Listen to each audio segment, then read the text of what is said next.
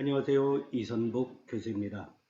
자, 학문과 시간 제3주째 수업. 자, 오늘은 성경적 경제관과 해결이라는 내용으로 우리 같이 수업을 하도록 하겠습니다. 제 왼쪽에 보이는 것이 제 프로필입니다. 글로벌 경영학부 회계세무학 전공 교수입니다. 부경 기독교수연합회 초대 총무회 회장 한 적이 있고요.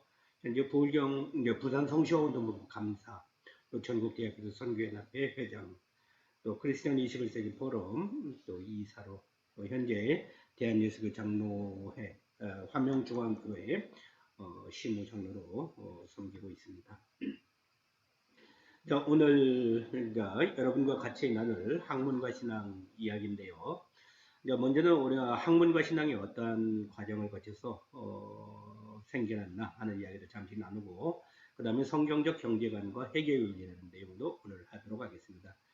그리고 두 번째 이제 특강 교회 회계 이론과 실제는 별도의 시간으로 또 시간을 준비해서 강의를 만들도록 하도록 하겠습니다.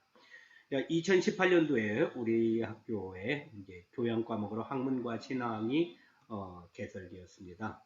그래서 그동안의 그 경과가 보면은 2016년도에 우리 부울경 기독교연합회가 창신대학교에서 제9회 부울경 기독교에서 선교대회를 가졌습니다. 그래서 그때 주제가 학문과 신앙이었는데, 특별히 기독 교수로서 우리가 학문을 하고 학생들을 가르치는데 어떠한 자세로 가르치면 좋겠나 하는 의미에서 서울대학교 손보은 교수님 초청해서 기독교적으로 학문하게, 또 그 후에 특강으로 우리 이제 서강대학교 철학과의 강영환 교수님 기독교 세계관 특강을 같이 한 적이 있습니다. 그리고 한동대학교의 사례로서 최용준 교수님이라는 교수님, 목사님이시기도 한데 학문과 신앙을 가지고 이렇게 강의를 하는 걸 본 적이 있고요. 또 전남대학교 교수님들께서, 전남대학교는 국립대학교입니다. 그런데 거기 기독 교수님들이 여러 명이 같이 협력해서 이제 삶과 지적 대화라는 그런 기독교 세계관에 입각한 그런 교양 과목을 하는 걸 보고 너무나 좋다. 그래서 우리 동서대학에도 좀 있으면 좋겠다 이제 하는 의미에서 우리가 학문과 신앙을 개설을 해서 이제 지금이 7학기째를 맞이합니다. 그런 과정 중에서 이제 저는 회계학 교수니까요. 그리고 이제 경제도 가끔 우리 학생들과 같이 수업을 합니다. 그런 의미에서 이제 회계에 대한 이야기, 또 성경적 경제에 관한 이야기를 여러분과 같이 나누도록 하겠습니다. 이거는 이제 참조로 제가 이제 기독교로서 최근에 한국기독신문에 교회 회계에 대해서, 또 성경적 회계 윤리에 대해서 칼럼으로 이제 각각 1년 동안 이렇게 집필했던 그런 내용입니다. 자, 그러면 먼저 경제학이란 무엇이냐 같이 한번 보고, 또 그 외에 성경적 경제에 대해서 보도록 하겠습니다. 자, 경제학에 대한 정의입니다. 일상생활에서 발생하는 다양한 경제들과 관련해서 어떠한 의사결정을 하는 것이 가장 바람직하고 합리적인가를 결정하는 학문에서, 우리가 경제라는 것은 우리 일상생활에서 발생하는 여러 가지 문제다. 특히 우리가 갖고 있는 자원이 희소하다 하는데, 그런 희소한 자원을 어떻게 의사결정하는 것이 가장 바람직한가, 이제 그런 것들을 주제가 되겠고요. 특별히 이제 제가 우리 학생들하고 이제 경제학 원론 수업을 좀 오래 같이 많이 했습니다. 그때 사용하는 교재가 우리 맨큐 10대 기본 원리 이런 내용으로 되고요. 그래서 참 경제학이 매력적이라는 그런 학문이다, 그런 이야기를 많이 합니다. 왜냐하면 경제는 경제 나름대로 기본 원리가 있기 때문입니다. 그런데 그럼에도 불구하고 이제 경제가 좀 어렵다는 그런 부분들. 왜냐하면 우리가 전체 경제 전체 문제를 파악하기 어려워서 이제 어려운 부분도 있겠지만은, 때에 따라서는 상충관계, 예를 들어서 효율성과 공평성의 문제, 정부가 어떤 정치 정책을 선택하는데 예를 들어서 효율성을 강조하다 보면 공평성이 무시될 수가 있고, 반대로 공평성을 강조하다 보면 효율성이 무시가 될 수 있는 그런 경향들이 상충관계가 있기 때문에 이제 그런 거죠. 그래서 우리가 이제 어떤 한 나라의 정책을 하면서 효율성이라는, 가끔 이제 빵을 나눠 먹는 이야기를 많이 합니다. 우리가 빵을 이제 나눠 먹을 때 어떻게 나눠 먹는 것이 가장 바람직한 건가? 공평성을 생각하는 사람들은 주로 분배하고 평등에 공평하게 나눠 먹는 것이 바람직하다 하는 것에 초점을 두는 사람들이 부분이 있고, 효율성의 경우는 공정하게 공평하게 나눠 먹는 것도 중요하지만 빵의 크기를 더 크게 해서 이렇게 많이 나눠 먹을 수 있는 것이 더 바람직하다 이제 생각하는 경우도 있겠습니다. 그래서 이제 그런 부분에서 어느 부분을 강조할 것인가는 그 정부의 정책에 이제 가장 거기에 맡겨진 몫이다 이제 생각을 합니다. 그런 과정에서 우리가 경제학을 크게 두 가지로 나눠봅니다. 미시경제학, 거시경제학. 미시경제학은 작은 부분을 세밀하게 분석하는 것, 거시경제학은 국가 전체 흐름에 대해서 분석하는 그런 부분으로 볼 수가 있겠고요. 다시 미시경제학은 이제 주로 주제가 수요와 공급의 법칙, 시장에서의 가격이 어떻게 정해진다? 수요의 법칙, 공급의 법칙 두 가지가 만나서 결국 시장에서 가격이 만들어지고 시장의 거래량이 만들어진다 이런 거죠. 그 다음에 이제 경제학에서는 탄력성에 대한 개념. 만약에 수요의 법칙 같은 경우는 뭐죠? 이제 가격과 수요량과의 관계. 가격이 하락을 하면 수요량이 증가하고 가격이 상승하면 수요량이 감소하게 되는데 어느 정도 가격이 하락했을 때 수요량이 증가할 때 어느 정도로 증가하는가 해서 크게 증가하는 경우는 우리가 탄력성이 1보다 크다 하고 작게 이제 증가하는 경우는 탄력성이 1보다 작다 이제 이런 얘기를 합니다. 그래서 이런 이제 기본 원리에 맞춰서 어떻게 의사결정을 내리는가 바람직한가 이제 그런 걸 경제학에서 공부하는 거죠. 또 기업의 목표는 극대화, 이윤을 극대화하는 겁니다. 그랬을 때 기업이 어느 수준에서 제품 생산을 하면 가장 이윤이 극대화될 수 있을까? 한계 수익과 한계 비용이 일치하는지죠. 그러니까 이런 것들은 이제 기본적인 것들을 공부를 하죠. 그래서 특히 이제 우리 경제가 지금 자본주의 시장 경제의 어떤 그런 메커니즘을 하고 있습니다. 그래서 이제 가능하면은 시장에 의해서 가격이 결정되고 시장 원리에서 이루어지는 것이 바람직한데 가끔 이제 정부가 어떤 가격이라든가 이런 시장에 개입하는 경우가 있겠죠. 그런 경우가 이제 외부 효과가 발생하는 경우. 특히 이제 외부 효과는 어떤 특정 경제 행위가 제3자에게 미치는 영향을 얘기해서 예를 들어서 공해 문제를 들 수가 있습니다. 그래서 기업에서 제품을 생산해서 생산자와 소비자 사이 간에 이제 거래가 이루어지면서 가격이 정해질 텐데 만약에 제품 생산하면서 기업이 그 공장 주변에 있는 여러 사람들이 공해 문제로 이제 여러 가지 피해를 입고 있었는데 이 문제를 어떻게 할 거냐 그랬을 때 제3자가 피해를 입고 있을 때 그런 경우는 우리가 기존의 시장 논리만 가지고는 안 되고 정부가 그런 경우 규제를 하든지 뭔가 지원을 하든지 뭔가 그런 정책이 필요할 수도 있겠다 얘기할 수도 있죠. 그 다음에 이제 최저임금 최근에 이제 우리 최저임금 뭐 그런 이슈가 되는 경우도 경제 문제로 풀어볼 수도 있고요. 그 다음에 이제 거시경제학에서는 이제 국민소득의 측정, 그 다음에 GDP, 한 나라의 전체 그 생산된 우리 총 그 가치 이런 것들이 얼마냐 이런 볼 수도 있겠고요. 또 인플레이션 물가가 상승하는데 또 이런 인플레이션을 상승할 때 우리가 물가지수를 계산하는 방법, 소비자 물가지수, 또 뭐 GDP 디플레이터 등등이 있습니다. 그래서 이런 것들을 공부하고 경제 성장 또 이런 거, 또 통화량의 증가와 인플레이션 이런 부분에 대해서 같이 공부를 하고 있습니다. 자, 그와 관련해서 우리 네이버에서 블로그 자료에서 이제 간단한 상식적인 내용들을 우리 거시경제 통계 자료를 한번 가져왔습니다. 잠시 여러분 소개하도록 할게요. 자, 먼저 한국의 경제 성장률 비교했습니다. 한번 보십시오. 자, 검정색이 이승만 정부 1954년부터 최근 2014년 박근혜 대통령 정부까지입니다. 그 당시는 경제 성장률이 이 부분 여기 검정색이요. 이승만 정부. 그 다음에 박정희 대통령 정부가 이렇게 되네요. 우리나라 경제 성장률이 아주 높을 때는 14.5%, 14.8%까지 간 적이 있었네요. 1970년대 그런 경우지요. 그 다음에 이때가 갑자기 떨어지네요. 이때가 1980년대 아마 광주 민주화 운동 그런 것들이 있었던 당시 같습니다. 그리고 또 쭉 상승하다가 떨어지는데 이때가 언제? 1996년, 7년 이때가 IMF 금융위기가 발생했을 때 경제 성장률이 마이너스가 된 것을 볼 수가 있습니다. 또 쭉 올라가다가 이렇게 감소한 부분, 이때가 이제 2009년도입니까? 이제 그때 금융위기가 세계적인 금융위기가 있었던 거. 그런 과정 속에서 우리가 과거에는 아주 높은 경제 성장률을 기록한 것들을 볼 수가 있고요. 이제 우리나라도 점점 선진국에 돼가면서 최근에는 경제 성장률이 2.3%, 9%, 2.8%, 2%의 낮은 수준을 기록하고 있다. 기억해 주시면 좋겠습니다. 자, 그리고 세계 경제 성장률과 한국 경제 성장률을 비교합니다. 자, 빨간색이 세계 경제 성장률입니다. 자, 검정색이 아주 70년대, 80년대까지만 해도 우리가 상당히 높은 경제 성장률을 했던 걸 보고요. 그 다음에 우리가 IMF 때 우리 경제 성장률이 오히려 마이너스가 되는 거. 세계적인 금융위기, 이런 것을 우리가 통계 지표를 통해서 알아볼 수가 있겠습니다. 자, 한국의 소비자 물가 지수입니다. 제일 왼쪽 빨간색이 박정희 대통령 시절 부분입니다. 그리고 최근에 이제 박근혜 대통령 정부 시절이네요. 그래서 예전에는 우리가 보통 이제 물가가 그 두 자릿수 10% 이상의 물가를 기록했습니다. 10% 이상이고 요때 좀 감소했다가 여기는 아주 높네요. 그래서 이때가 1974년, 75년 세계적인 그 오일 쇼크가 있었을 때입니다. 유럽 파동요. 그랬을 때 아주 높은 것들을 볼 수가 있겠고, 그 다음에 1981년에 요때가 전두환 정부 이제 높았다가 아주 요 소비자 물가 상승이 물가가 한 자릿수 미만으로 이렇게 안정화되는 어떤 그런 모습들을 볼 수가 있겠습니다.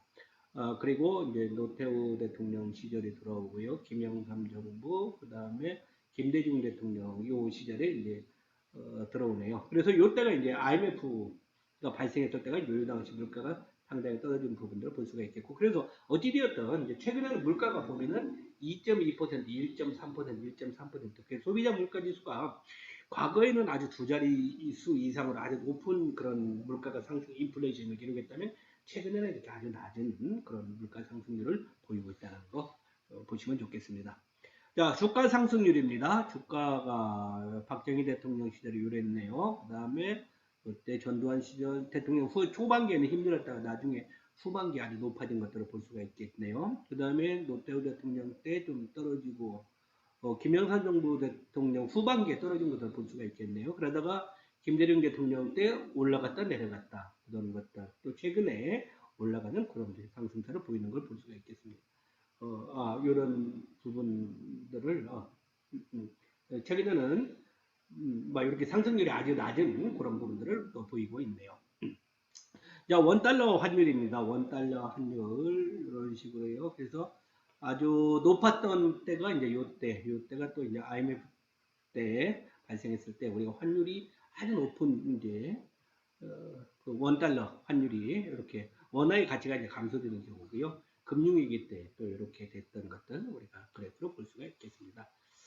예, 그래서 우리가 지금까지 이제 경제학이란 무엇인가 이야기 나눠봤고요. 그와 관련해서 이런 이제 우리가 경제력 통계 지표들을 몇 가지 알아봤습니다. 자, 그러면 이어서 이제 구체적으로 성경적 경제관에 대해서 좀 이야기를 해봅시다. 예, 앞에서 우리가 얘기했듯이 우리나라의 경제는 자본주의 시장 경제를 기반으로 합니다. 그래서 특별히는 아담 스미스의 국보론에서 이제 보이지 않는 손이라는 유명한 책이 있는데 이것이 이제 시장 원리에서 따르고 있다는 거죠. 그런데 이제 이러한 자본주의 시장 경제에 이런 시장 원리가 있듯이 우리 성경적 경제관에도 그런 원리가 있지 않은가. 특별히 이제 성경을 기반으로 한 영적 원리가 존재한다. 이제 그런 생각을 제가 신앙생활을 해보면서 이렇게 나름 생각을 해보았습니다. 또한 우리가 이제 그리스도인의 삶의 목적은 하나님을 영화롭게 하며 기독교적인 삶의 가치에 따라 복음을 전하는 것. 그 다음에 경제활동을 할 때도 투자, 저축, 소비, 헌금, 기부 등 성경적 가치관에 따른다. 그래서 우리가 그리스도인으로서 또 신앙생활을 하면서 어떠한 경제관을 갖고 또 경제활동을 하면 좋겠는가, 그런 부분들을 우리가 성경적 관점에서 같이 한번 알아보는 시간 가져도 좋겠다는 이제 생각을 합니다. 자, 우리나라의 기독교가 전래된 것은 1832년, 그래서 독일 루터교 목사 귀출라프에 의해서 기독교가 처음으로 전래가 됐다 하고요. 1907년 평양대학 부흥운동에 이어서 놀랍게 기독교가 성장을 했습니다. 물론 처음에는 이제 언더우드 선교사의 기도를 보면은 지금은 아무것도 보이지 않습니다. 가난과 어두움과 인습에 묻혀있는 조선 사람뿐입니다. 그래서 초창기에 우리나라에 이제 복음을 전한 여러 선교사님들이 계시는데 그 중에 이제 대표적인 한 분이 언더우드 선교사. 근데 처음에 왔더니 이렇게 막 조선에 왔는데 아무것도 보이지 않고 너무나 가난하고 막 형편없는 그런 조선 사람들의 모습이었다는 거죠. 그런데 이제 그런 가난하고 더러운 나라가 이제 GDP 세계 제1위 국가. 그래서 특히 5030 국가, 5030 국가가 뭡니까? 인구 5천만 명 이상의 국민소득 3만 달러를 넘는 그런 나라가 엄청난 나라로 성장을 한 거죠. 그리고 미국에 이어서 제2의 이제 선교사를 파송하는 그런 국가로 이렇게 변했습니다. 한편으로 생각하면은 정말 하나님께서 부어주신 놀라우신 기적이고 축복이다. 그런 생각을 갖습니다. 그런데 그런 과정 속에서도 우리가 우리 사회 속에 가만히 들여다보면은 뭐랄까 그런 사회의 부정, 아직 거짓 그런 어떤 분식의 그런 모습들을 우리가 볼 수가 있습니다. 그래서 이제 분식회계라는 것은 보면은 기업이 특히 기업의 경우 회계 장부를 고의적으로 조장하는 행위. 그래서 예를 들어서 자산이나 이익을 과대 표시하고 가공 매출을 이렇게 만들어내고 그다음에 세금 회피를 하기 위해서 거꾸로 이익을 축소하고 부채 같은 거를 은폐하는 그런 경우들 우리가 특히 분식회계를 할 수 있는데 우리가 특별히 1997년에 금융 위기가 있었습니다. 예? 그래서 IMF로부터 어떤 구제 금융을 받는 그런 상황들이 있었는데 그 당시 특별히 보면 분식회계가 상당히 많았던 것들을 볼 수가 있어요. 그런데 그런 부분들이 지금까지도 해결이 되지 않고 아직도 많은 기업들이 분식회계를 하고 있다는 거. 그래서 근본적으로 우리의 생각이 좀 바뀌지 않으면 안 되겠다 그런 생각을 해봅니다. 그래서 그런 관점에서 저는 특별히 크리스천으로서 기독 교수로서 좀 우리 경영을 하는 우리 기독 크리스찬 경영자 CEO들이 좀 신구약 우리 성경 말씀에 따라서 양심적인 어떤 그런 또 회계 처리도 하고 또 그런 경영을 할 수 있으면 좋겠다 해서 우리가 성경적 경제관을 이렇게 준비를 해봤습니다. 1517년에 우리 독일의 마르틴 루터가 종교개혁을 했었죠. 특별히 종교개혁이 500주년이 제작 2년 전에 있었습니다. 그래서 그러한 정신을 가지고 우리가 좀 다 같이 노력을 해갔으면 좋겠다 생각을 합니다. 분식회계가 이루어지는 유예는 간단하게 설명하면요. 이유는 이익을 과대 표시하는 경우, 과소 표시하는 경우 두 가지로 나눠볼 수가 있는데 이익을 과대 표시하는 경우는 주가 관리, 주식값을 높게 형성시키고 그 은행에서 돈을 빌리게 될 때 낮은 금융 비용으로 빌린다든가 거래처와의 관계를 이렇게 유리하게 한다든가 경영자 자신의 어떤 급여 이런 성과가 보상을 유리하게 가져가기 위해서 이익을 과대 표시하는 경우가 있다는 거죠. 그에 비해서 과소 표시하는 경우에서는 이렇게 세금을 절세를 한다가 이렇게 회피하기 위해서 하는 경우도 있을 수 있고 그래서 기업이 여러 가지 이유로 이런 분식회계를 하는 경우가 있어서 이런 것들을 좀 여기에서부터 벗어나서 좀 제대로 된 회계 처리를 하면 좋겠다 그런 생각을 갖습니다.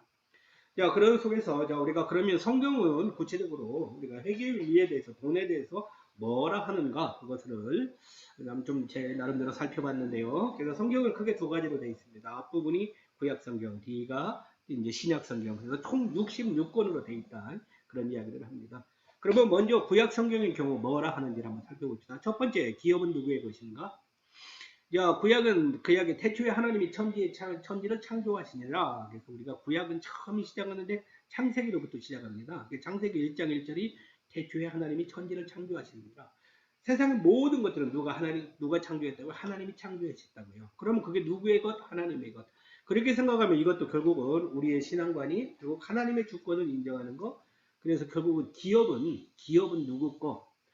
물론 이제 우리가 법률적으로 보면 기업은 그 회사의 주주 또 경영을 하는 경영자의 것이 될 수가 있습니다. 그런데 우리가 신앙적 관점에서 볼 때는 누구의 것? 하나님의 것. 제 개인의 재산도 마찬가지입니다. 제가 동서대학교에서 급여를 받아서 열심히 저축도 하고 또 아파트도 구입하고 차량도 구입하고 법률적으로는 다 이것들이 누구 거? 제 것이 될 수 있습니다. 그렇지만 우리가 신실한 어떤 신앙인의 모습에서는 하나님의 주권을 인정한다. 이렇게 생각하면 그것이 소유권이 누구에게 있다? 하나님께 있다. 그래서 이런 신앙관을 갖는 것은 우리가 성경적 경제관을 갖는 것은 아주 바람직하다 생각할 수도 있을 것입니다. 하나님은 모든 인간에게 복을 주시길 원하십니다. 특별히 노아와 그 아들에게 복을 주셨고요. 생육하고 번성하여 땅에 충만하라. 그래서 노아의 홍수가 있던 후에 그 복을 주신 것들을 볼 수가 있고요. 아브라함에게는 너의 고향 친척 아비 집을 떠나 내가 너로 큰 민족을 이루고 복을 주어 창대하게 하리라. 그래서 우리가 성경에 믿음이 아주 좋은 믿음의 조상이라고 하는 우리 아브라함이 있는데 아브라함이 내 고향 친척집을 떠나라 이렇게 했을 때 내가 큰 민족을 이루고 복을 주겠다 했는데 아브라함이 그에게 그렇게 순종을 했어요. 그래서 그랬더니 엄청난 복을 주신 것들을 우리가 성경의 기록을 통해서 알 수 있습니다. 자, 그리고 성경은 11조의 원리에 대해서 또 이야기하는데 그래서 하나님은 11조의 윤례를 두어서요. 우리가 모든 소득에 있으면 그 소득의 10분의 1은 누구의 것? 여호와 하나님의 것이니 그를 특별히 구별하여 예물로 드려라. 이런 것들이 성경의 기본입니다. 그래서 우리가 11조가 있다는 것. 그 다음에 이런 11조가 드리게 되면은 기업이 없는 레위인과 내 성중에 거류하는 객과 고아와 과부들이 와서 먹게 부르게 하라. 그래서 결국 11조는 누가 레위인 특히 성직자에 해당하는 이분들의 사례비 그 다음에 객과 고아와 과부들 불쌍한 사람들을 위해서 11조를 사용하게 하였다는 것. 것이 성경의 기록입니다. 그리고 이러한 이야기들이 있네요. 또 하나님께서는 특별히 사랑이 많으신 하나님이에요. 긍휼이 많으신 하나님. 그래서 이제 한 과부 엘리야와 선지자 엘리야와 사르밧 과부의 예가 나오는데 그 엘리야가 사르밧 과부에게 떡을 한 조각 가져오라 하되 근데 그 너무나 가난해 사르밧 과부가 떡이 없고 있는 것은 통속에 가루 한 움큼과 병에 기름 조금밖에 없어. 그거를 요리해서 먹어갖고 아들하고 그 음식을 먹고 그냥 죽을까 하는 그런 상황이었대요. 근데 엘리야의 말을 듣고 순종해서 그 떡을 만들어서 엘리야에 가져다 주니 하나님께서 어떻게 비를 지면에 내리는까지 통에 가루가 떨어지지 않고 병의 기름이 없어지지 않게 복을 부어주셨다. 그래서 이렇게 또 이렇게 불쌍한 우리 사르밧 가루를 푸고 긍휼을 베푸시는 그런 하나님 그런 모습을 성경을 통해서 볼 수가 있습니다. 십계명의 윤리와 규제. 그러니까 하나님께서요 이스라엘 이제 백성 특히 지도자 우리가 모세를 통해서 십계명 10가지의 계명을 주셨습니다. 그런데 그 중에 이제 하나가 내 이웃의 것을 탐내지 말라 이제 이런 것들. 그래서 하나님께서도 그에 대한 재산권을 명확히 개념하시고 이웃의 소유를 탐내지 말라. 또 만약에 탐을 했다가 하면 그에 대한 배상을 하라 이렇게 구체적으로 규정을 하고 있습니다. 그리고 레위기 성경에 보면은 너희도 거룩하라 하면서 동시에 이런 이야기. 땅에서 곡식을 거둘 때는 다 거두지 말고 떨어진 이삭도 줍지 말고 포도원에서 떨어진 열매도 줍지 말고 가난한 사람과 거류민들을 위하여 버려두라. 그래서 우리가 수확을 할 때 곡식을 거둘 때 누구를 위하여 가난한 사람 어려운 사람들을 위하여 이삭도 다 줍지 말고 버려두어라 남겨두어라 이렇게 하는 하나님의 마음을 볼 수가 있습니다.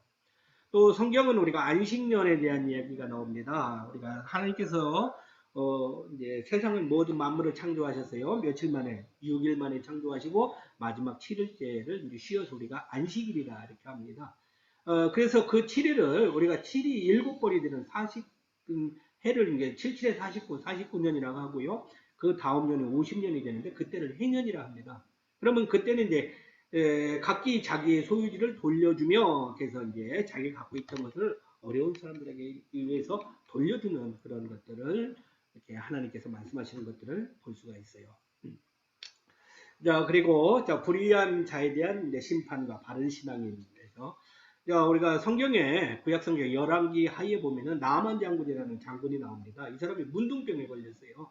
그래서 근데 이제 선지자 엘리야가 그 요단강에서 몸을 7번 씻어라 하면은 이제 나을 것이다 했더니 정말 씻었어요. 그래서 깨끗이 회복이 됐어요. 그래서 나만 장군이 너무나 감사했죠. 그래서 엘리야에게 내가 뭔가 예물을 감사의 의미를 뭔가 표하고 싶다. 그렇게 이야기를 했어요. 그랬더니 엘리사가 거절해요. 아, 괜찮다. 거절했어요. 근데 이제 문제는 그때 이 게하시라는 사람이 이제 엘리사의 선지자의 게하시라는 그 종이 있었는데 그 모습을 보고 나만 장군의 뒤를 쫓아가서 2달란트와 옷 2벌을 받아 속이고 감추니 엘리사가 이를 알고 게하시의 나병이 눈같이 바라게 하였다. 그래서 게하시가 참 치사했던 것 같아요. 그래서 나만 장군에게 쫓아가 갖고서 자기가 대신에 엘리사 선지자가 거절했던 것을 자기가 2달란트 하고 옷 2벌을 받아고 속여버린 거예요. 근데 이걸 엘리사가 알게 된 거죠. 결국 게하시가 나병, 문둥병자 같이 되어버린 그런 상황들. 그래서 우리가 부정직한 자, 정직하지 못한 자에 대해서 하나님께서 어떻게 벌하시는가 우리가 이런 것들을 봅니다. 그런데 그에 비해서 이제 욥의 경우는 욥은 아주 신앙이 좋고 온전하고 정직한 자였다 그런 이야기를 합니다. 욥이 처음에는 자녀도 많고 재산이 자녀가 10명이고 소유하는 양이 뭐 7,000마리, 낙타가 3,000마리 엄청나게 많은 이제 그런 부자였어요. 그런데 이제 이 욥에게 고난이 닥쳐서 모든 자녀도 잃고 막 재산도 이제 잃고 그랬더니 그 친구들 엘리바스, 바다, 소발 뭐 이런 친구들이 막 욥을 위로하는 것이 아니고 거꾸로 이렇게 조롱하는 그런 것들이 성경의 장면이 나와요. 그런 가운데도 결국 욥은 신앙으로 결국 이겨냈어요. 그래서 이제 승리하는 모습. 그래서 오히려 나중에는 하나님께서 더 많은 갑절의 소유를 주시고 또 자녀도 얻게 되는 그런 모습을 봅니다. 그래서 결국 정직한 자, 늘 신앙 가운데서 인내하면서 하는 자는 이제 결국 결말이 좋은, 승리할 수 있는 그런 삶을 살 수 있음을 성경은 이야기합니다. 자, 솔로몬의 지혜와 자문입니다. 이스라엘 왕 중에 아주 유명한 이제 위대한 왕을 두 사람을 든다면 한 명은 다윗왕, 그 다음에 그 아들 솔로몬을 들 수 있을 겁니다. 솔로몬은 결국 이스라엘 최고의 부귀와 영광을 누린 왕입니다. 그런데 특별히 또 지혜도 많았어요. 그 지혜. 그래서 그 지혜를 이제 우리가 성경에 잠언에 이제 기록한 것들을 우리가 또 볼 수가 있는데, 잠언 중에서 이제 제 나름대로 그 돈에 대한 것들을, 돈과 관련된 것들을 한번 좀 살펴봤어요. 그랬더니 이런 이야기. 속이는 저울은 여호와께서 미워하시나 공평한 줄은 그가 기뻐하시느니라. 그래서 결국은 속이는 저울은 미워하지, 여호와께서 우리가 부정직하고 속이고 이런 것들은 하나님께서 미워하신다. 오히려 공평하고 이런 것들을 원하시고 기뻐하신다. 그런 하나님이시다. 그리고 이제 보증되기를 시도하는 거 우리가 참조로 할 수가 있겠고요. 그 다음에 부지런한 자의 손은 사람을 다스리게 되어도 게으르는 자는 부름을 받느니라. 게으른 자는 마음을 원하여도 얻지 못하나 부지런한 자의 마음은 풍족하니라. 그래서 우리가 게으르지 말고 어떻게 할 것? 부지런할 것. 성경은 이야기합니다. 또 많은 재물보다 명예를 택할 것이요 은이나 금이나 은총을 택할 것이라. 가난한 자와 부한 자가 함께 살거니와 그 모두를 지으시는 누구시라? 여호와시라. 그래서 우리가 많은 재물을 택하는 것보다도 오히려 명예를 택하고, 그래서 부자가 돼도 올바른 방법을 통해서 부자가 될 것을 우리 하나님께서 이야기합니다. 특별히 또 이런 이야기, 제가 좋아하는 성경 본문 중에 하나이기도 합니다. 사람이 마음으로 자기의 길을 계획할지라도 그의 걸음을 인도하시는 여호와시니라. 그래서 우리가 내가 부자가 되겠다고 욕심을 많이 낸다고 해서 무조건 부자가 되는 것이 아닙니다. 그 부자가 되는 것도 때로는 하나님께서 그 걸음을 인도하시는, 우리가 하나님이 기뻐하시는 그런 방법, 그런 삶을 통했을 때 오히려 더 부자가 될 수가 있고, 더 그런 우리가 기업을 하여도 성공할 수 있는 그런 기업을 할 수 있다는 걸 성경은 이야기합니다. 자, 그러면 이제 신약을 보도록 하겠습니다. 신약은 우리가 크게 두 가지로 나눠볼 수가 있겠습니다.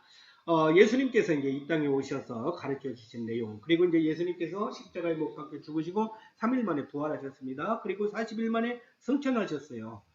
그리고 이제 그 이후에 그 예수님의 제자들이 이제 마가다락방에서 열심히 기도할 때 이제 성령 충만하여서 그 성령을 받고 초대교회가 막 만들어집니다. 그래서 결국 초대교회 이후의 이야기, 그리고 예수님께서 가르쳐 주신 이야기, 이렇게 나눠볼 수가 있어요.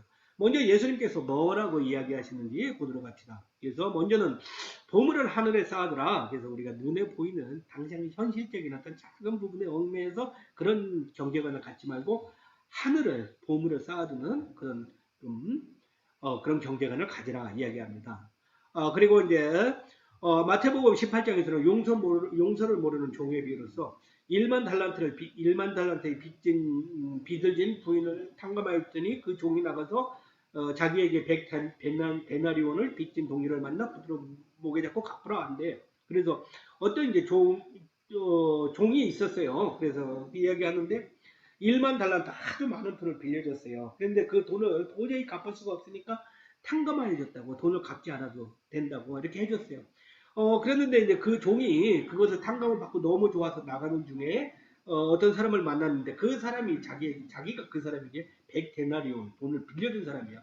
100데나리온은 아주 작은 돈입니다. 그런데 그 사람을 보고 막 목을 붙들고 돈 갚아라, 돈 갚아라 하는 거예요. 이거 뭐 말이 안 되는 얘기죠. 그래서 그걸 보고서 처음에 이 탕감을 해줬던 주인이 노발대발해서 그것을 옥에 가둬버리는 어떤 그런 것들을 성경이 이야기합니다. 또 마태복음 19장은 재물이 많은 청년의 근심되는 이야기를 합니다. 그래서 우리가 모세 10계명이 있었죠. 살인하지 말라, 가늠하지 말라, 도둑질하지 말라, 막 이렇게 해서 하는데, 이 청년이 너무나 이렇게 제대로 된 그런 바른 사람이랄까, 그래서 모든 걸 다 지켰어요. 근데 마지막 근심된 것이 하나가, 그 소유를 팔아 가난한 자들에게 주라, 그래야만 하늘에서 구하가 내게 있으리라 하는 말을 듣고 근심하였다. 왜 근심하였어요? 자기가 갖고 있는 게 너무나 많아요. 너무나 많은데 그거를 가난한 사람에게 팔아주라 했더니 근심이 많았더라. 그래서 우리가 성경에서 이야기하는 자세. 자, 그 다음에 마태복음 20장에서는 이러한 이야기입니다. 아침 일찍부터 일한 품꾼과 오후부터 늦게부터 일한 품꾼이 동일하게 한 데나리온씩을 품삯을 받는다. 이게 말이 됩니까? 아침 일찍부터 일한 사람하고 오후 늦게부터 일한 사람하고 어떻게 또 품삯이 한 데나리온 똑같습니까? 당연히 그러면 아침 일찍부터 일한 사람이 불만이 쌓였던 거죠. 그래서 거기에 대한 걸 따지는 거죠. 그런데 결국 뭡니까? 우리가 뭐예요? 나중 된 데가 먼저 되고 먼저 된 데는 나중 된다, 이런 말이 있지만, 우리가 결국 그 주권은 한 데나리온을 주고 아침 일찍 온 사람 늦게 주고 오고 준 사람 그 주권은 누구에게 있다고? 그것은 주인의 주권이라고요. 우리가 창세기 1장 1절에 뭐였어요? 하나님의 주권을 인정하는 신앙 아주 중요하다 했는데 여기서도 마찬가지로 그런 원리를 한 번 더 볼 수가 있습니다. 자, 그리고 우리가 마태복음 25장의 달란트 비유, 우리 동수대학에 특별히 우리가 2학년 과정에 우리가 달란트와 그런 과목이 있는데 이런 이야기입니다. 결국 5달란트, 2달란트, 1달란트 어떤 주인이 이제 어디에 여행을 가면서 이거를 종들에게 각각 맡깁니다. 그런데 이제 그 세 사람이 각각을 5달란트 받은 사람 5달란트 남겨오고 2달란트 받은 사람이 2달란트 남겨왔는데 마지막 1달란트 받은 사람이 1달란트밖에를 더 남겨주지 못하고 그대로 가져오는 거예요. 그랬더니 이제 주인이 앞에 2명에게는 충성된 종아 하고 칭찬했는데 마지막 1명에게는 이 악하고 게으른 종아 하고 책망을 하시는 거예요. 그래서 우리가 여기서 배우는 것이 무엇입니까? 그래서 이제 일단은 열심히 이제 부지런히 일을 하고 투자도 하고 이렇게 해서 해야 된다는 어떤 그런 정신들을 우리가 볼 수도 있겠고요. 또 동시에 이제 이런 부분들, 내가 받은 달란트가 얼마인가? 어떤 사람은 내가 1달란트 나에게는 왜 이렇게 달란트가 적게 주냐? 나 요거밖에 안 주냐? 이렇게 생각할 수 있는데 여러분 한번 살펴보세요. 자기가 받은 달란트가 얼마인지. 우리가 몰라서 내가 받은 달란트가 뭔지 모르지 사실은 찾아보면은 나에게도 엄청나게 많은 달란트가 있구나 하는 거 발견할 수가 있을 겁니다. 그래서 그걸 발견하고 더 많은 달란트를 이렇게 해서 열심히 부지런히 노력하고 또 역량을 키워서 그런 달란트를 키워갈 수 있으면 바람직하죠. 자, 그 다음에 마리아가 값비싼 향료 컵을 가져와 예수님의 머리에 부으니 제자들은 화를 내었다. 그래서 300데나리온이 넘는 이 비싼 것을 왜 허비하냐? 그래. 마리아라는 여자가 있습니다. 근데 그 여자가 아주 값비싼 향료 컵을 예수님의 머리에 붓는 거예요. 제자들이 화가 났어요. 300데나리온이 넘는 이건 왜 그런 식으로 쏟아붓고 허비하냐? 그러는 거죠. 근데 마리아는 뜻이 있었어요. 그죠? 왜요? 그 후에 결국 예수님께서 십자가에 달려 못 박혀 죽으실 것을 알았기 때문에 최고의 선물을 결국 누구에게? 예수님께 드리고 싶었던 거죠. 그래서 우리가 그렇습니다. 우리는 모든 재물에 대해서 아끼고 정말 전략하고 그런 것을 습관화하는 것이 근면하게 사는 것이 바람직합니다. 그런데 때로는 필요한 곳에는 큰 돈도 가치 있는 돈도 큰 돈도 쓸 수 있다는 거, 투자를 할 수 있다는 거, 그런 가치를 생각하는 그런 경제관이 중요합니다. 자, 예수님의 성전을 장사하는 사람들은 소굴로 만들지 말라 하는 부분들, 인데, 그래서 성전은 만민이 기도하는 집이라 이야기를 합니다. 그 다음에 가난한 과부의 2도랩돈을 한 고두난들을 넣는 걸 보고 제자 중에 다른 사람들보다 더 많이 넣었다 하는 것들을 볼 수 있어요. 그래서 가난한 과부가 있었어요. 그래서 이제 헌금을 하는데 두 두랩돈 아주 작은 돈을 넣는 거예요. 그랬는데도 예수님께서 그거 보시고 너무나 기뻐하시는 거예요. 마음이 흡족하신 거예요. 왜? 그 가난한 과부는 자기의 있는 생활비 중에 모든 것들을 거기다 넣었던 거죠. 그래서 금액은 작지만 뭐를 봤어요? 그 마음의 중심을 보셨다. 그래서 우리가 신앙생활하면서 마음의 중심이 어디에 있는가? 이것이 아주 중요하다는 것. 자, 그 다음에 이제 크리스찬 경영자는 또 이런 거, 가돈 유다와 같이 은 30의 스승을 파는 배신 행위를 해서는 안 된다. 결국 예수님께서 십자가에 못 박혀 돌아가셔서 이제 돌아가시게 되는데 이제 그 과정 중에 예수님이 그 제자 중에 한 명인 가룟 유다에게 은 30을 팔리는 어떤 그런 모습을 보이는 거죠. 그래서 우리가 그런 일들을 해서는 안 되겠다. 자, 그 다음에 이제 우리가 천국에 대한 비유입니다. 누가복음 18장에는 낙타가 바늘귀에 들어가는 것이 부자가 하나님 나라에 들어가는 것이 쉬우니라 뭐 이런 얘기를 하고, 자, 누가복음 16장은 거지 나사로는 아브라함의 프롬에 들어갔지만 호화롭게 즐기는 삶을 산 부자는 음부에서 고통당하고 살고 있다 그런 얘기예요. 자, 천국에 대한 비유. 낙타가 바늘귀로 들어가는 것. 낙타가 바늘귀 봤어요? 여러분 바늘귀?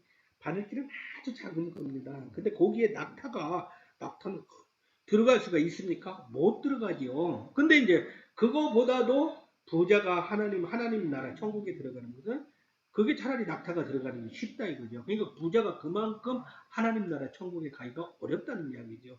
왜 그래요? 그래서 누가복음 16장에 보면 결국 거지와 나사로가 나오는데 나사로는 아브라함의 품에 들어갔대요. 결국 천국에 들어갔다는 이야기를 할 수가 있을 텐데 이 부자는 너무나 욕심만 많아. 그래서 호화롭게 즐기는 삶 열심히 하다 보니까 결국은 하나님 나라에 가지 못하고 어떻게 됐어요? 오히려 음부 지옥에 떨어져서 막 고통 중에 어떤 사는 그런 모습들을 우리가 볼 수가 있겠습니다. 그래서 우리가 뭡니까? 부자라는 게 꼭 나쁘다 볼 수는 없을 겁니다. 그래서 우리가 구약 성경에서 노아를 통해서 아브라함을 통해서 우리가 하나님께 순종하고 오히려 이제 제대로 된 신앙생활을 하는 가운데 살아가는 자들에게는 하나님께서 재물의 축복도 주신 것들을 볼 수가 있어요. 그런 의미에서는 우리가 꼭 부자가 나쁘다 볼 수는 없을 겁니다. 그런데 이제 문제는 부자가 되고 나서 어떠한 삶을 사는가, 여기서 거지 나사로에서 사는 자기만 호랑방탕하게 살아가는 그런 부자들은 결국 우리 하나님께서 기뻐하시는 그런 부자가 아니다는 것. 자, 그 다음에 이제 초대교회 이야기로 좀 가봅시다. 그래서, 초대교회는 이제 예수님이 십자가에 못 박혀 돌아가시고 나서 이제 제자들이 성령 충만을 받아서 초대교회를 해서 이제 부흥을 이뤄가는 그런 상황입니다. 그래서 믿는 사람들이 함께 있어 모든 물건을 통용하고 재산과 소유를 받아 각 사람에게 필요에 따라 나눠주며 이렇게 보던 그 당시에는 그렇게 했다네요. 그래서 이제 그런 의미에서 교회가 부흥되는 것들을 볼 수가 있고, 그런 과정 중에 아나니아와 아내 삽비라라는 부부가 있었어요. 그래서 그들도 그 소유를 팔아 값에서 얼마를 주어 사도들에게 발합해주니 베드로가 이를 보고 사탄이 내 마음에 가득하여 내가 성령을 속이고 땅값을 얼마나 감추었느냐 하는 얘기. 아나니아 삽비라 부부가 자기들도 뭔가 좋은 일을 하겠다 해서 소유를 팔아서 했는데 그 중에 일부를 감추었대요. 그래서 결국 속이고 성령을 속였다 해서 예수님의 제자인 베드로가 아주 그냥 노발대발 화가 난 그런 것들을 결국은 어떻게 됐어? 이 말을 듣고 혼이 떠나니 결국 거짓말 성령을 속인 아나니아와 삽비라는 죽고 말았어요.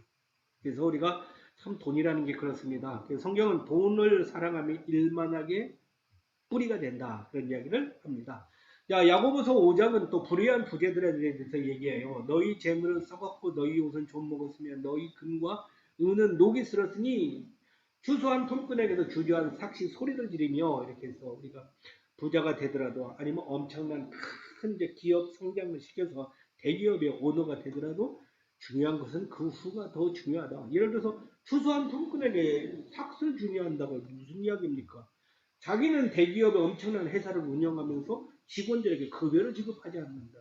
와, 이런 거는 우리 하나님께서 정말 싫어하는 그런 경제관이다 하는 거 볼 수가 있겠죠. 자, 그 다음에 부자들을 향해 마음을 놓지 말고 정함이 없는 재물에 소망을 두지 말고 선을 행하고 선한 사업을 많이 하여 나누어 주라. 그래서 이제 우리가 너무 정함이 없는 재물에 소망을 두지 말고 오히려 선을 행하고 선한 사업을 많이 하고, 그래서 우리가 회사를 성장시켜서 아니면 자기의 재물을 많이 부자가 돼서 하되 이제 그 이후에 정말 좋은 일을 위해서 가난한 사람들을 돕고 이렇게 기부도 많이 하고 또 이렇게 특별히 하나님 나라의 그런 소망을 바라보며 우리가 그런 경제관을 가지면 좋겠다는 거죠. 자, 하나님의 은혜를 맡은 또 청지기로서 그래서 우리가 만물이 가까웠으니 정신을 차리고 근신하여 기도하라. 그래서 하나님의 여러 가지 받은 은혜를 맡은 선한 청지기와 같이 서로 봉사하라. 우리가 청지기라는 용어가 이렇게 나오는데 그런 청지기적 삶 살아가면 좋겠다. 자, 그 다음에 성도를 위하여 연보 헌금을 할 때는 사람이 수입에 따라 미리 준비하고 자원하는 마음으로 해라. 그래서 우리가 헌금에 대한 이야기입니다. 헌금에 대한 이야기. 우리 특별히 앞에서 11조, 우리가 소득의 10분의 1을 11조로 드릴 수 있다 했죠. 할 때, 이런 헌금을 할 때는 미리 준비하고, 또 어떻게 해라? 자원하는 마음으로 해라. 억지로 하지 말고, 우리가 기부를 해도 그렇고, 어려운 사람을 도와도 좋고, 헌금을 하여도 좋고, 다 어떤 마음으로? 자원하는 마음으로 하라. 성경은 이야기를 합니다. 자, 마지막 결론입니다. 좀 바쁘게 여러분에게 설명을 한다고 이야기를 해왔는데요. 자, 우리가 마지막 결론을 좀 하고 마치도록 합시다. 자, 경제학이라 하면서 우리가 기독교 세계관의 관점에서 우리가 성경적 경제관을 한번 조명해보자 하는 거였는데요. 자, 경제는 미시, 거시경제를 구분해 볼 수가 있겠고 또 자본주의 시장 경제를 기초로 해서 우리가 합리적인 의사결정을 할 수 있는 그런 능력을 좀 키우면 좋겠다. 그런데 또 그런 과정 중에 오늘날 우리는 아직도 회계부조는 우리 현실 속에서 사회 속에서 많이 있는 것들을 보고 특별히 크리스찬 경영자 우리 그리스도인들은 특별히 우리가 성경적인 어떤 그런 윤리적 규범을 가지고 우리가 정직한 모습으로 또 바른 기업의 어떤 상을 가지고 이렇게 또 기업 경영을 해나가면 좋겠다. 이제 그런 생각을 가져봤습니다. 그리고 그런 과정 중에 제가 이제 성경을, 신구약 성경을 총망라해서 주로 이제 돈과 관련된 재정, 경제와 관련된 것들이 이제 요약 정리한 것이 결국 이렇게 6가지. 첫 번째는 이제 같이 한번 읽어보십시다. 저 1번 시작. 하나님의 주권을 인정하고 청지기의 자들을 임하라. 그래서 우리가 하나님의 주권을 인정하는 자세. 그것이 성경적 경제관의 첫째, 아주 가장 중요한 겁니다. 두 번째는 말씀에 따라 거짓과 속임을 행하지 말고 오직 정직하라. 정직하라. 양심에 따라서 행하라. 정직하라. 3. 가난한 자를 도우며 선한 사업과 구제에 힘쓰라. 그래서 우리가 선한 사업과 구제를 하고 4번 부당한 이득을 취하지 말고 마음의 중심을 하나님께 맡기라. 그래서 우리가 거짓하면 안 되겠습니다. 또 기업을 하면서도 불합리한 방법으로 부자가 돼서는 안 되겠습니다. 부당한 이득을 취하지 말고 늘 마음의 중심을 하나님 기뻐하시는 일을 하면서 부자가 되어도 되어라.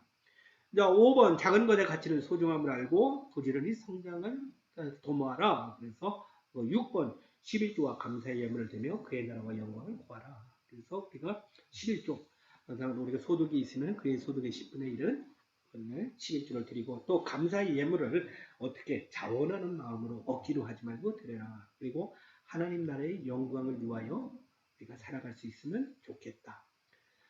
돈을 지나치게 살아가지 말고 성경적 경제관에 따라 경제 활동을 할 때 내가 생각했던 규모와 계획보다도 하나님께서는 훨씬 더 많은 것이 필요하심을 아시고 채워주신다. 이게 결론입니다. 그래서 우리가 성경적 경제관이라는 것은 우리가 아까 돈은 그죠? 일만하게 뭐랬어요? 그래서 이제 그런 뿌리가 될 수 있다 했는데 돈을 지나치게 살아가지 말고 우리가 성경적 가치관에서 바른 양심에 따라서 그죠? 그런 이제 정직한 모습을 따라서 우리가 이제 경제 활동을 하고 그래서 또 부지런하게 열심히 또 일을 하고 투자 활동도 하고 이렇게 해서 하고요. 또 이제 어려운 이웃 사람이 있었으면 선한 사업을 하고 또 하나님 나라의 그런 확장을 위해서 우리가 또 11조 어떤 감사의 예물을 드려가면서 살아갈 수 있는 우리가 모두가 되었으면 좋겠습니다. 그래서 이러한 삶을 살아갈 때 우리가 더 힘든 어떤 경제 어떤 그런 예를 들어서 교회 생활을 우리가 신앙생활하면서 헌금을 많이 한다 했을 때 오히려 그 경제적으로 어려워지는 것이 아니고 더 우리가 풍성한 삶을 아브라함을 통해서 노아를 통해서 우리가 보았던 것처럼 더 풍성한 삶을 누릴 수 있는 그런 것을 경험하는 우리 모두가 되었으면 좋겠습니다. 긴 시간 여러분 수고 많았습니다. 감사합니다.